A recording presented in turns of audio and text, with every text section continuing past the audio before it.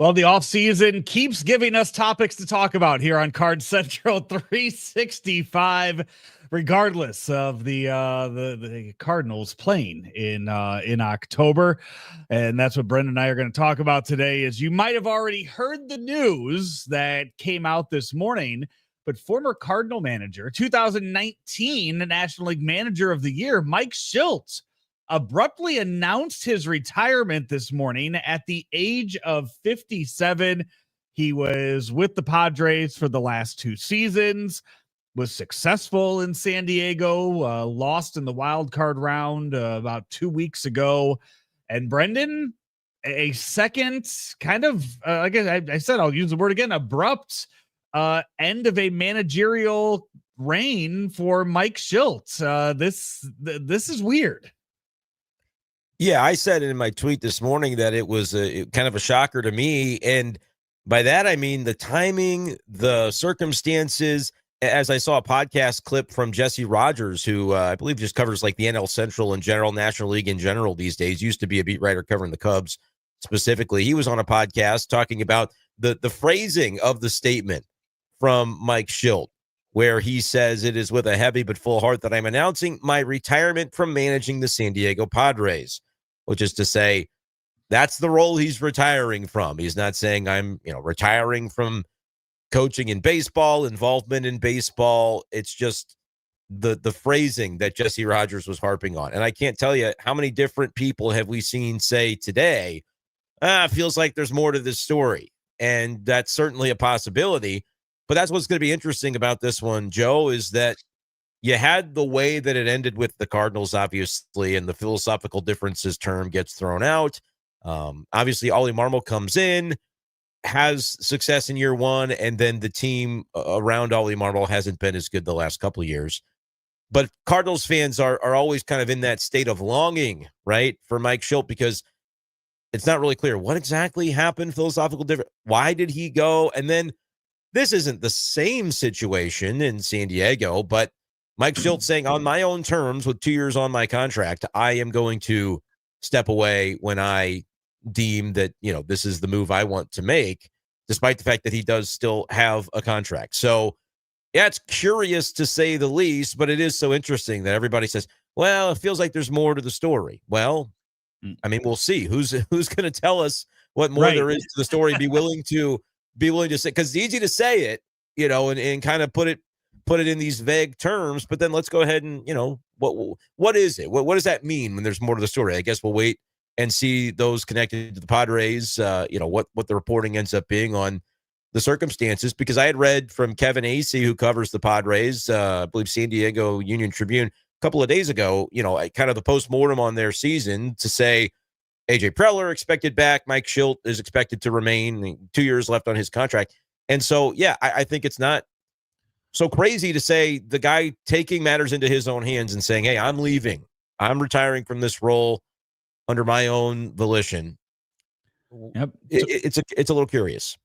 Tomorrow, October 14th, marks the 4-year anniversary for when we found out that Mike Shildt was not going to be coming back as the Cardinals manager due to philosophical differences, a phrase that has become very famous amongst Cardinal media, amongst Cardinal fans, and one that is brought up every single time that Mike Shildt's name is mentioned within the Cardinals atmosphere. And as this time, again, this was not the same situation. Again, that was a firing of sorts. That was them saying, nope, we're done. We're going to go our separate ways. You've been part of this organization for almost 2 decades, and we're going to go, elsewhere with this. In this situation, as you mentioned, yes, Mike Shildt announced that he was going to retire from managing the Padres. And it should be noted that about a year ago, back on November 6th of last year, Mike Shildt agreed to a 2-year contract extension that ran through the 2027 season with the Padres. So not even really 11 months after signing that 2-year extension is when Mike Shildt retires. And again, at the age of 57, also, so very young as far as managers go around baseball for that to happen. And you kind of mentioned it. You mentioned some of the reports that are out there. Kind of who is going to say who's going to report things. Bob Nightingale, in his article today about it, wrote several executives in baseball told USA Today Sports this summer that the relationship between Shildt and AJ Preller, president of baseball operations for the Padres, and his coaching staff had become strained. But Shildt denied that this was the reason for his departure. That wasn't it, he told USA Today Sports. So the Bob Nightingale has, I think, hinted at it more than anybody else so far in the media. If you go and look around Twitter and see kind of who is talking about this, there are a lot of people that cover the Padres day in and day out that do think that this is a very odd situation. Someone that I was texting with that covers the Padres on a daily basis said that it had kind of been a weird, relationship the past few months. Always kind to the media, but maybe a little what's the word, kind of brash with them at times, defensive with them at times. That's just the Tony La Russa school of managing, I think, with that. But it should be noted too. I think, we don't see the San Diego bubble. We're not in, we're not watching Padres games. We're not following them all that closely. But from what I was told too, fans kind of were getting a little tired of Mike Shildt 2 years into it. Yeah. That no real long runs into it, but kind of his managerial style. He still would bunt a lot in a lot of situations. And Luis Arraez being put in the 2-hole for a majority of the season, I think, was something that fans had kind of grown weary of. Yeah, and I don't care about that at all, because I know here in St. Louis, Cardinals fans are tired of Ollie Marmol. I think they're wrong. So, I don't think Mike Shildt is retiring because he's, tired of criticism from fans. I just don't really necessarily buy that that's driving this action. It might be anecdotally interesting, but I think more interesting is, you mentioned maybe, prickly relationship with media. At times, it's always going to be prickly when a team is expecting to be successful and has moments where it isn't, and you're the man in charge, and you're going to have a feeling about the way that's covered. You're going to have a feeling about the way that's written about or talked about, or a question that's asked. Nothing there really to me. And as you said, we're not in the bubble in San Diego to really know the day in, day out. But nothing there to me, shows anything that I would consider to be outside the bounds or unusual by any means. So when there's this collective expectation that everybody says feels kind of weird, maybe there's more to the story. And it's it's almost gone beyond the notion of maybe there's more to the story, and almost being posited by some that there is. Well, if it's reportable, I would hope that somebody who has that information would report it, because frankly, and if I couldn't tell you, I don't know the information, but the same as everybody else hears people say, oh yeah, there's scuttlebutt, there's this, there's that, there's the other. That's all secondhand, third-hand information at that point in time. So it's not my place because I don't have the information. But I think it's just really interesting that if there's something there, can there be a dot connected back to St. Louis? And if that's the case, and it's possible to do that, Joe, I can think of a couple of people in particular that would benefit significantly from that information coming to light. John Mozeliak, retroactively, who's taken a lot of heat for his decision, or what was perceived as his decision to part with Mike Shildt. And that you could make the case that if there was other things happening behind the scenes, that a man who had been in the organization for, as you mentioned, multiple decades, was involved in, or whatever the case was, that for the Cardinals to almost kind of take the high road and go vague and not really give any information was a service to Mike Shildt in that instance, if that's the case. Again, we're just kind of analyzing this with breadcrumbs at most. But Mozeliak just kind of had to fall on that sword and take the heat, because Cardinals fans say, oh my gosh, I can't believe you got rid of this manager who was successful. He's gone on to be successful elsewhere. And, Cardinals fans have a feeling about that, right? Ollie Marmol, I think, ends up on the short end of the stick, because he's the guy who replaces the manager that all these fans are pining for, because they may not have information on what exactly went down or what happened or why the decision was made to make a change, whether it's information that would then validate the decision, where fans would say, oh, okay, I kind of understand now more about what those philosophical differences were. Now, in understanding that, I can understand why the Cardinals made their decision. Or the information comes to light and Cardinals fans go, really? They had a problem with that? That doesn't seem like anything that should run off a winning manager. At least at that point, it wouldn't be vague anymore, right? The veil would be lifted and people would be able to make the decision for themselves. But I just don't think it's very reasonable, no matter what seat you're sitting in. If it's Cardinals front office, Cardinals coaching staff, manager, players, media, whatever the case would be, for having an expectation that fans would know the things that are known behind the scenes, if there's anything there to know, when that information doesn't come to light. So I think John Mozeliak would benefit from that coming out, but they maybe took the high road. He's not here anymore, right? He's not in the role. So it's almost like retroactively to his, the image of what his tenure was like in St. Louis. People could go, oh, okay, I kind of understand that now. I think Ollie Marmol would benefit significantly from it as well. Again, I don't even know what it is that we're talking about, but everybody can kind of sense there's like an elephant in the room, right? And so if that's the case, I think Ollie Marmol would then have a little bit of the pressure taken off of him, because I don't really think it's fair to Ollie to take the seat of Mike Shildt and then have fans comparing the two, when all Ollie did was, work his way up the system as a really sharp baseball man to get the job that he's in now. But if people are constantly comparing him to a ghost without really knowing exactly, what the circumstances were behind that individual's departure, it's not fair to the current manager. So I think this all unfolding in San Diego, whether there's something more there or not, it is interesting. And I think we would then look back and say, okay, what of those philosophical differences? Because you said this situation's different because Mike Shildt is saying, I don't want to be involved in this at this point in time. I'm citing my personal well-being, my health, whatever the case may be.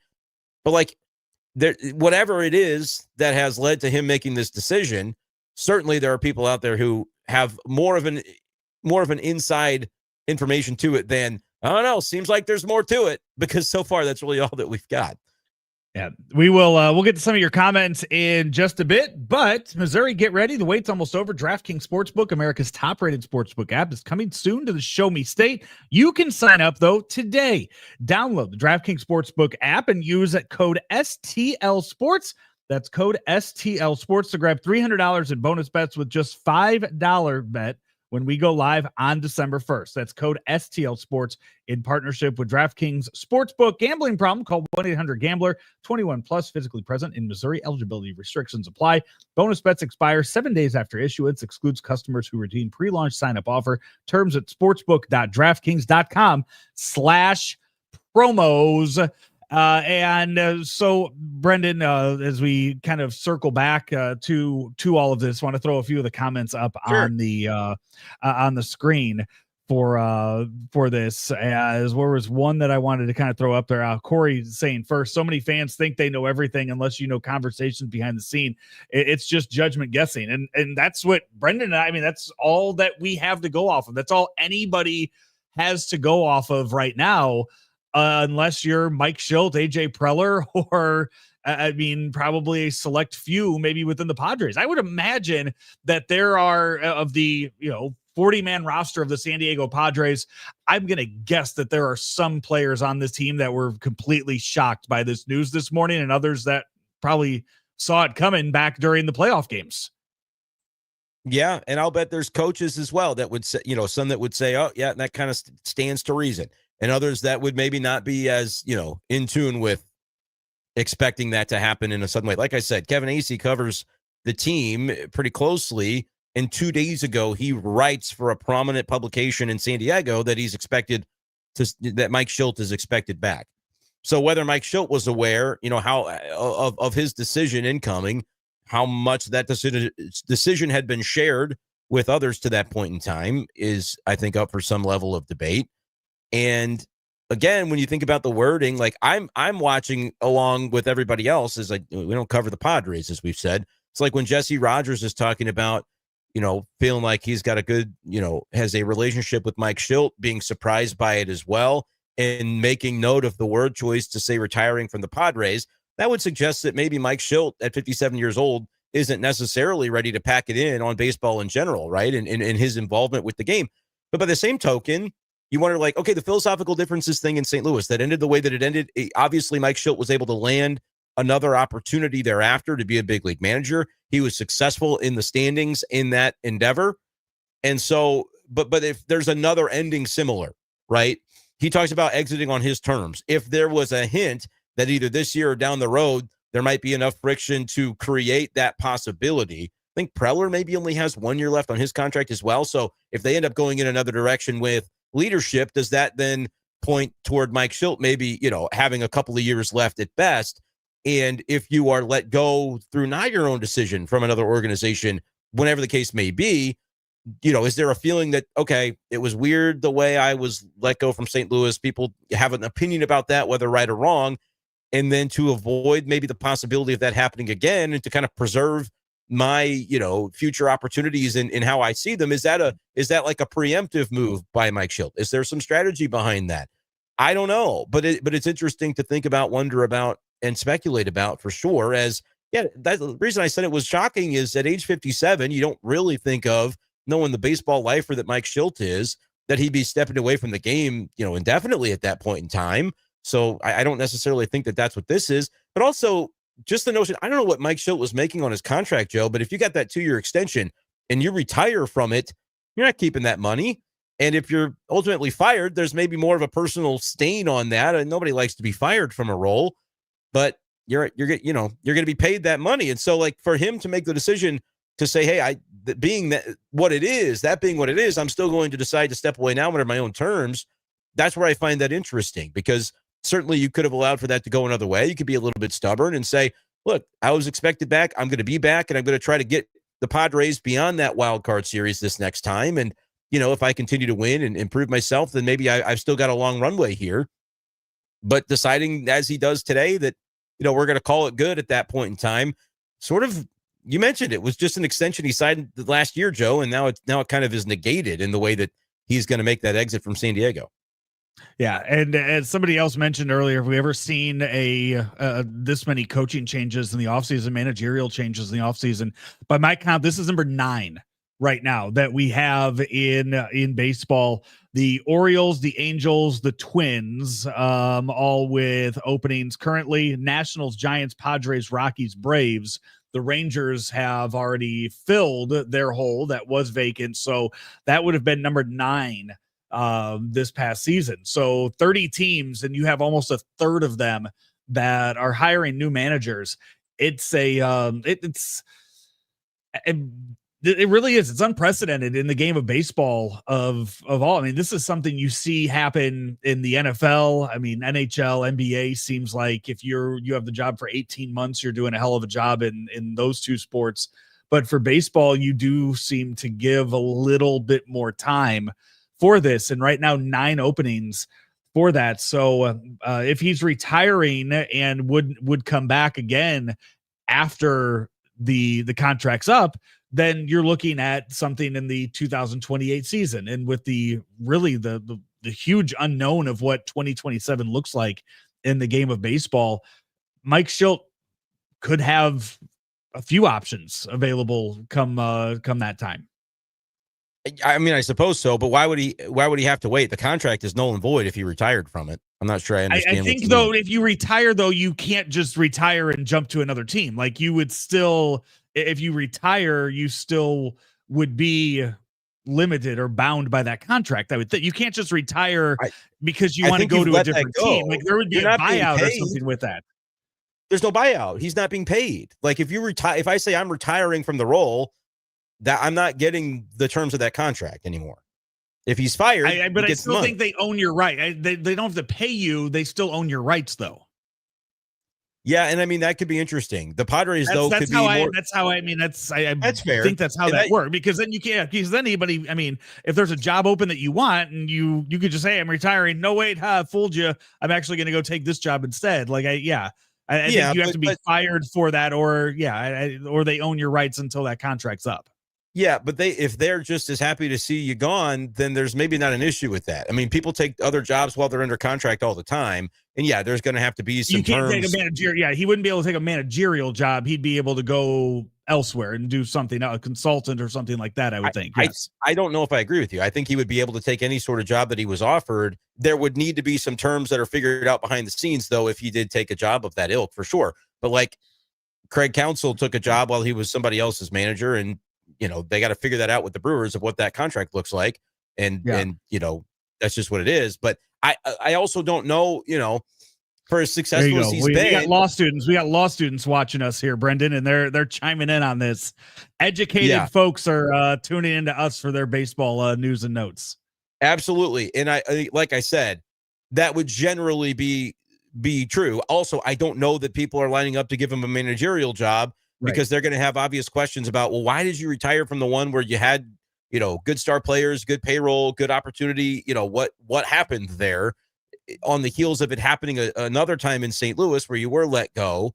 What's going on there? Like, I don't think Mike Shildt's getting a managerial job in the next couple of years anyway. But yeah, you mentioned could be traded. Like I said, I don't think he's lining up for a manager's job anyway, so I don't think it's going to come as relevant. But if the Padres are sitting there going, for whatever this friction was with Preller, maybe he beat us to the punch by a year.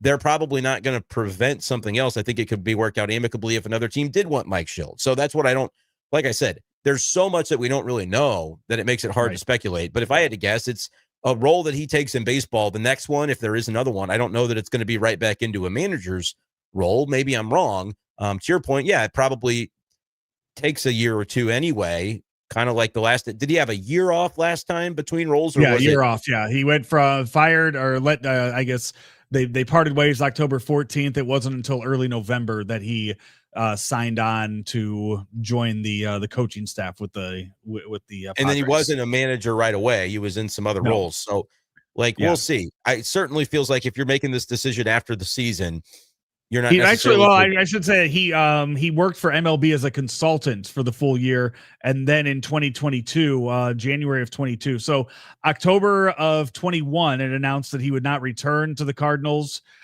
He worked as a consultant, and then in January of 22, he was hired by the San Diego Padres for a player development role. So actually, only 3 months off. Just the working winter for MLB. Yeah, and then it was a couple years, and then he ends up getting the manager's gig there in San Diego. I don't know. It's going to be interesting to see, I guess, what happens there. But again, for all the talk about, it feels like there's more to it. I guess time will tell, because it's. I saw a comment in here as we're talking about sort of the perspective of the fans. It's like that's what fans do. You take the information that's public and you speculate about it. Totally a reasonable approach to take. And then if there's more to a story that comes out at a given time, you're then permitted to, say, okay, I've got additional information, so I know how to feel about it, whatever the case might be. Cardinals fans, I think, rightfully had the priority order of, hey, number one is how many games did my team win under that manager? They won a lot of games under Mike Shildt. So I think a lot of Cardinals fans look at Mike Shildt and say, yeah, I enjoyed it when that guy was the manager because we won. Totally a reasonable take to have. Padres fans, they got some winning done under Mike Shildt as well. You mentioned, some nitpicking about bunting or, managerial philosophy, whatever the case. It does feel kind of like more of an old school type of manager. And clearly that can still get results in the game today, Joe, but does it sit well with everybody that's in an organization? I don't know the answer to that. I guess it's worth wondering about until we get more concrete information that comes out. But that's why it is kind of a unique situation, because this guy worked his way up through baseball, has had 2 stints as a manager, and by all accounts was a winner at both of them. It's a very unique type of career to have at this point, and I don't think it's necessarily over in the sport. But as a manager, he's obviously retiring from the current role and stepping away into whatever that looks like for the next year or two. Well, we will have to continue to speculate and gather information as it comes out of San Diego and the rest of the baseball world, as again, the unexpected news of Mike Shildt retiring from the San Diego Padres after another playoff appearance and his 4th straight 90-win season in full MLB seasons. That is something when you look at that 19, 21, 24, 25, all 90-win seasons for Mike Shildt. It's really good. I mean, yeah, it is. It's for 2 different teams as well. So it's going to be something that all you can do is speculate, I guess. Yeah. When people look at that and say, again, there's this subsurface layer to all of this that you can just feel in the air. And it's like, I'm not going to sit here and talk down to fans for thinking one way or another, because objectively, all you can look at from the outside and what anybody's been willing to report is that the guy wins baseball games. And if I'm a fan of the Cardinals or a fan of the Padres, frankly, that's the only thing I care about too. So like, I'm very curious to see as some of the interpersonal relations come to light and say, you know, if there was a friction here and there. I thought I saw a pretty good comment here as well, Joe. I would like to, I'm going to scroll and try to bring it up from Craig talking about, well, Tony La Russa in, you know, discussing it, which by the way, still no C in Shildt. I still will harp on that one. Never has been, never will be a C in Shildt. Just the SHILDT, but that's neither here nor there. But he mentions a good point. He got it right the third time. He got it right the third time okay. in that. I stopped reading after I saw the first one. Summed up Schildt's firing best. He said, I would argue with Jocketty, and Walt would say enough, and I knew to stop. His thought, maybe Shildt went too far with Mo. Shildt was shocked too. So I wonder, you know, I can't imagine that it was just that, but that would describe, you know, an angle of philosophical differences. And then if you get to a new organization and kind of your managerial style is the one that's got you to win so many games wherever you've been. And so if you're Mike Shildt, are you as willing to change from what's gotten you to where you are? Can there be kind of small ways in which you compromise on certain things? Maybe, I don't know, because without really knowing exactly what sits beneath all of this conversation surrounding this guy, it's hard to definitively say. But like you could have a vision where you go, oh yeah, if he kind of had some pushback with the front office in St. Louis, could it have been similar in San Diego? Is there more beyond that? Maybe we'll find out. Maybe we won't. But I do think what Craig mentions is like, you even said, I think the TLR school of managing a little bit, that old school style, Joe. But even TLR said, you know, there was a point with me and Walt where you had to kind of manage that relationship and say, all right, I've said my piece, you've said yours, and I understand there's got to be that level of respect for what we're doing here. And so I'm going to stop pushing on this issue. That's going to wrap it up, though, for our show today. Continue to speculate all you want in the comments, and anything else happens, I'm sure we will find time to talk about it here on the next edition of Card Central 365. A special edition of Card Central 365 coming your way tomorrow. That's the plan. I'll make you guys wait and see what that is. Surprise. I'll leave it up there for a surprise. If it's special, if it's special, that means I shouldn't be here involved in any way, shape, or form. So that's you or I will not be involved in it. It's very special, and you and I are going to be far away from it because of how special it is. We do not need to be involved in this in any way, shape, or form tomorrow. So looking forward to seeing the final product of tomorrow's Card Central 365. So until Wednesday, he's Brendan Schaefer. I'm Joe Roderick. This is Card Central 365 on STL Sports Central. All content is brought to you by DraftKings. The crown is yours. Have a great rest of your Monday.